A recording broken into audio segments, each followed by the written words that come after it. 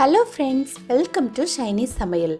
இன்றைக்கி நம்ம எக் மசாலா பன் எப்படி பண்ணுறதுன்னு பார்க்க போகிறோம்.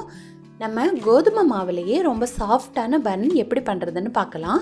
கூடவே இந்த பன்னில் ஸ்டஃப் பண்ணுறதுக்கான எக் மசாலாவும் எப்படி பண்ணுறதுன்னு பார்க்கலாம். இந்த ரெசிப்பியை நீங்கள் பிரேக்ஃபாஸ்ட், டின்னர், ஈவினிங் ஸ்நாக்ஸாக கூட சாப்பிட்லாம். ரொம்ப டேஸ்ட்டாக இருக்கும், ரொம்ப டிஃப்ரெண்ட்டாகவும் இருக்கும். இந்த ரெசிபியை இப்போ எப்படி பண்ணுறதுன்னு பார்க்கலாம். வீடியோக்குள்ளே போக முன்னாடி நம்ம சேனலை இதுவரைக்கும் சப்ஸ்கிரைப் பண்ணி சப்போர்ட் பண்ண எல்லாருக்கும் நன்றி. சப்ஸ்கிரைப் பண்ணாதவங்க மறக்காமல் சப்ஸ்கிரைப் பண்ணிக்கோங்க. பக்கத்தில் இருக்க பெல் பட்டனையும் கிளிக் பண்ணிக்கோங்க. அப்போ தான் நான் அடுத்தடுத்து போடுற வீடியோஸ் உங்களுக்கு நோட்டிஃபிகேஷனாக கிடைக்கும். முதல்ல பன் எப்படி பண்ணுறதுன்னு பார்க்கலாம். அதுக்காக ஒரு பவுலில் மிதமான சூட்டில் 1 கப் தண்ணி எடுத்துக்கணும். ரொம்ப சூடாக இருந்துச்சுன்னா ஈஸ்ட் ஆக்டிவேட் ஆகாது. அதனால மிதமான சூட்டில் தண்ணி எடுத்துக்கோங்க. அதில் 1/2 டேபிள்ஸ்பூன் ஈஸ்ட் சேர்த்துக்கணும். அந்த ஈஸ்ட் ஆக்டிவேட் ஆகிறதுக்காக அதில் 1 டீஸ்பூன் நாட்டு சர்க்கரை சேர்த்துருக்கேன். இப்போ இதையும் சேர்த்து மிக்ஸ் பண்ணி 5 மினிட்ஸ் மூடி போட்டு வச்சுடுங்க. அப்போ ஈஸ்ட் ஆக்டிவேட் ஆகிடும். அடுத்து ஒரு பவுல் எடுத்து அதில் 3 கப் கோதுமை மாவு எடுத்திருக்கேன்.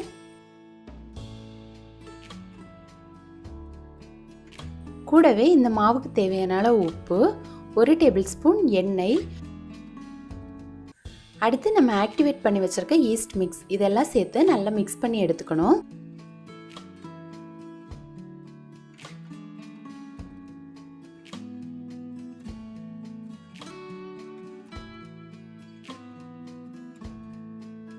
சப்பாத்தி மாவு பதத்துக்கு நல்லா மிக்ஸ் பண்ணி எடுத்துக்கணும்.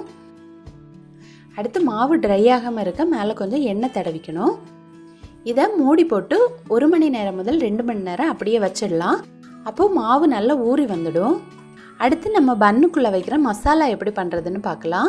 ஒரு கடாய் எடுத்து அதில் 1/2 டேபிள் ஸ்பூன் எண்ணெய் சேர்த்துக்கணும். எண்ணெய் சூடான அப்புறமா அதில் 1 டீஸ்பூன் ஜீரகம் சேர்த்துக்கணும். அடுத்து 4 பெரிய வெங்காயம் எடுத்து இந்த மாதிரி நீல வாக்கில் கட் பண்ணி வச்சுருக்கேன், இதையும் சேர்த்துக்கலாம். கூடவே 3 பச்சை மிளகாய் இந்த மாதிரி நீல வாக்கில் நறுக்கி வச்சுருக்கேன், அதையும் சேர்த்துக்கலாம். ஒரு கொத்து கருவேப்பிலையும் சேர்த்து இதை நல்லா வதக்கி எடுத்துக்கணும். இந்த மசாலாவுக்கு நிறைய வெங்காயம் தேவைப்படும். நம்ம அதிகம் சேர்த்தாலும் வதக்கி வரும்போது கம்மியாக தான் மசாலா கிடைக்கும். அதனால் கொஞ்சம் அதிகமாகவே வெங்காயம் சேர்த்துக்கோங்க. கூடவே இதில் 1 டீஸ்பூன் இஞ்சி பூண்டு விழுதும் சேர்த்து இதை நல்லா வதக்கி எடுத்துக்கணும். வெங்காயம் கொஞ்சம் வதங்கின அப்புறமா நம்ம மசாலாலாம் சேர்த்துடலாம். 1 டீஸ்பூன் மிளகாய் தூள், 1 டீஸ்பூன் கொத்தமல்லி தூள், 1/2 டீஸ்பூன் சோம்புத்தூள், 1/2 டீஸ்பூன் கரம் மசாலா தூள் இதெல்லாம் சேர்த்து இதோட பச்சை வாசனை போகிறது வரைக்கும் நல்லா வதக்கி எடுத்துக்கணும். மிளகாய் பொடி உங்கள் காரத்துக்கு ஏற்ற மாதிரி நீங்கள் சேர்த்துக்கோங்க. காஷ்மீரி சில்லி இருந்தால் அது கூட சேர்த்துக்கலாம், அது நல்ல ஒரு கலர் கொடுக்கும். அடுத்து 2 தக்காளி இந்த மாதிரி சின்னதாக கட் பண்ணி வச்சுருக்கேன், இதையும் சேர்த்து நல்லா வதக்கி எடுத்துக்கணும். கூடவே இந்த மசாலாவுக்கு தேவையான அளவு உப்பு சேர்த்து இதை நல்லா வதக்கி எடுத்துக்கணும். இப்போ வெங்காயம் தக்காளி எல்லாம் நல்லா வதங்கி வந்தாச்சு. அடுத்து இதில் 2 டேபிள் ஸ்பூன் கொத்தமல்லி தலையும் சேர்த்து நல்லா மிக்ஸ் பண்ணி வச்சுக்கணும்.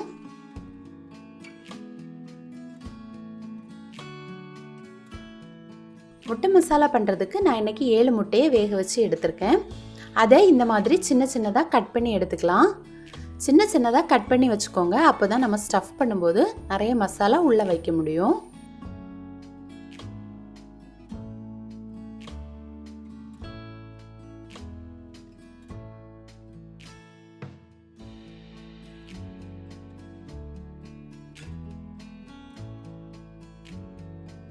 இப்போ நம்ம கட் பண்ணி வச்சிருக்க முட்டையும் இதில் சேர்த்துக்கலாம்.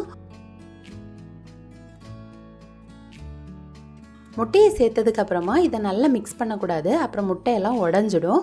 அதனால் அந்த மசாலாலாம் கோட் ஆகிற மாதிரி லைட்டாக மிக்ஸ் பண்ணி எடுத்துக்கணும். இப்போ நமக்கு மசாலா ரெடி ஆகிடுச்சு, இதை அப்படியே வச்சிடலாம். இப்போ பாருங்கள், மாவு நல்லா ஊறி வந்திருக்கு. இதை நம்ம லைட்டாக மிக்ஸ் பண்ணி எடுத்துக்கணும்.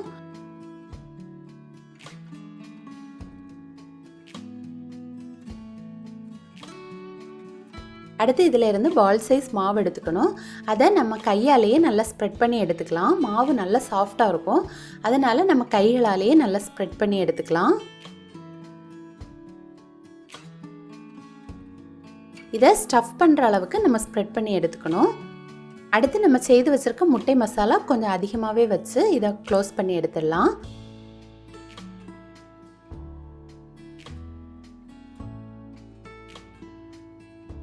சின்ன சின்ன துளைகள் இல்லாத மாதிரி நம்ம நல்லா மூடி எடுத்துக்கணும். நான் வீடியோவில் காட்டியிருக்க மாதிரியே நல்லா க்ளோஸ் பண்ணி எடுத்துக்கோங்க.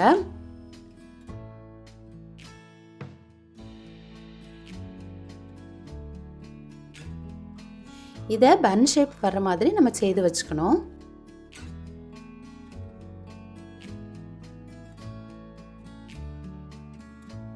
இதே மாதிரி மீதி இருக்க மாவு எல்லாமே நம்ம ரெடி பண்ணி வச்சுக்கலாம். இதில் கொஞ்சம் அதிகமாகவே ஸ்டஃப் பண்ணிக்கோங்க. அப்போ நம்ம பன் சாப்பிடும்போது பிளெயினாக சாப்பிட்ற மாதிரி இருக்காது, அந்த மசாலாவும் சேர்ந்துருக்கும். அதனால் கொஞ்சம் அதிகமாக மசாலா வச்சு நல்லா க்ளோஸ் பண்ணி எடுத்துக்கோங்க. இப்போ நான் எண்ணெயை மிதமான சூட்டில் சூடு பண்ணி வச்சுருக்கேன். இதில் இந்த பன்னை சேர்த்து நம்ம பொரிச்சு எடுத்துக்கலாம். ஹை ஃப்ளேமில் வைக்காதீங்க, அப்புறம் சீக்கிரமாக மேலே ப்ரௌன் கலர் ஆகிடும், உள்ளே வேகாது. மீடியம் ஃப்ளேமில் வச்சு நல்லா பொரிச்சு எடுத்துக்கணும். அப்பப்போ திருப்பி விட்டு நல்லா ஈவனாக வேக வச்சு எடுத்துக்கோங்க.